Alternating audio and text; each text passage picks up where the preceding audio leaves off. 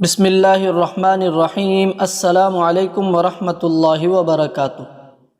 ایک ایسا وظیفہ جو ہر شر سے حفاظت کرتا ہے۔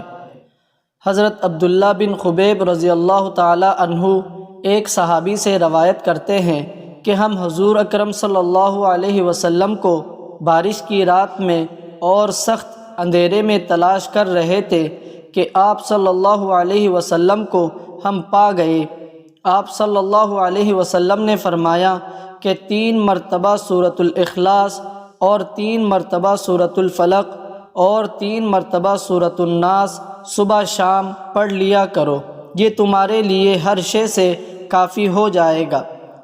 یہ وظیفہ ہر شر سے بچانے کے لیے کافی ہے، یعنی نفس و شیطان اور جنات و آسیب، جادو، حاسد و دشمنوں کے ہر شر اور بری نظر کے شر سے حفاظت کا بہترین نسخہ ہے۔ نیز یہ وظیفہ ہر وظیفہ کی طرف سے بھی کافی ہے۔